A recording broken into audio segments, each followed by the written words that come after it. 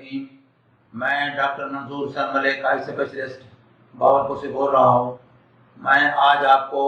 بچوں میں ہونے والی پیدائشی طور پر نمودار ہونے والی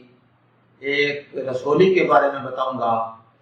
جو کہ خون کی گچھوں کی رسولی ہوتی ہے۔ اس کے بارے میں معلومات دوں گا کہ اس کو کیسے دیکھا جاتا ہے، کس طرح اس کا علاج کیا جائے اور یہ اس کا کیا ہونا چاہیے۔ تو اس رسولی کا نام جس طرح کہ آپ دیکھ سکتے ہیں، اس رسولی کو پیپلری ہیمنجوما کہتے ہیں اب ہم میڈیکل زبان میں، اور آپ اس کو نالیوں کے گچھے کی رسولی کہہ سکتے ہیں، نالیوں کی رسولی کہہ سکتے ہیں، خون کی نالیوں کی رسولی کا نام ہم دے سکتے ہیں سادہ زبان میں۔ تو یہ پیپلری ہیمنجوما عام طور پر پیدائشی طور پر نمودار ہوتا ہے، یا پہلے سال میں چند ماہ کے اندر یہ بچوں میں پایا جاتا ہے۔ اس طرح یہ اپر لڈ کے ساتھ ہوتا ہے کہیں، یا نیچے لوور لڈ کے ساتھ ہوتا ہے، یا ہو سکتا ہے یہ بڑا ہو تو اوپر ماتھے کی طرف، فور ہیڈ کی طرف، اور یا فیس کی طرف بھی بڑا ہو سکتا ہے۔ تو یہ پیپلری ہیمنجوما پیدائش کے وقت ہمیں ملتا ہے بچوں میں، یا پیدائش کے پہلے سال میں ہمیں اس طرح کے جو رسولی ہے ہمیں ملتی ہے پیدائش کے پہلے سال۔ تو عام طور پر یہ چھوٹی ہوتی ہیں اور زیادہ خطرناک نہیں ہوتی، بنائن ہوتی ہیں، لیکن بعض اوقات یہ بڑی اور وزنی ہوتی ہیں۔ بڑی اور وزن کے ہونے کی وجہ سے آپ یہ دیکھ سکتے ہیں کہ یہ اپر لڈ جو ہے جس کا بچے کا گرا ہوا ہے، چھپر اوپر والا جو گرا ہوا ہے، تو یہ ویژول ایکسس کو، آنکھ کی جو پتلی ہے اس کو یہ بند کر دیتا ہے، اور پھر یہ پتلی اگر کلیئر نہیں ہے، ہمارا ویژول ایکسس اگر کلیئر نہیں ہے تو اس سے نظر بچے کی ڈیولپ ہونا بند ہو جاتی ہے، جسے ہم لیزی آئی بھی کہتے ہیں۔ اور امبلائپیا ڈیولپمنٹ میں پہلے بھی کئی ویڈیوز میں یہ چیز بتا چکا ہوں کہ اگر چھوٹی عمر میں آنکھ کے آگے کوئی چیز رکاوٹ ہو جائے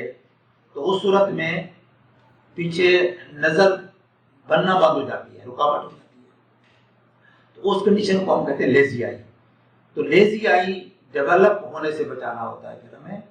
اگر تو یہ کلیئر ہے اور چھپر اب نہیں گرا ہوا پھر تو یہ بینائن ہے، اور یہ عام طور پر اکثر و بیشتر ایک سال میں یہ ریڈیوس ہو جاتے ہیں اور ختم ہو جاتے ہیں، اور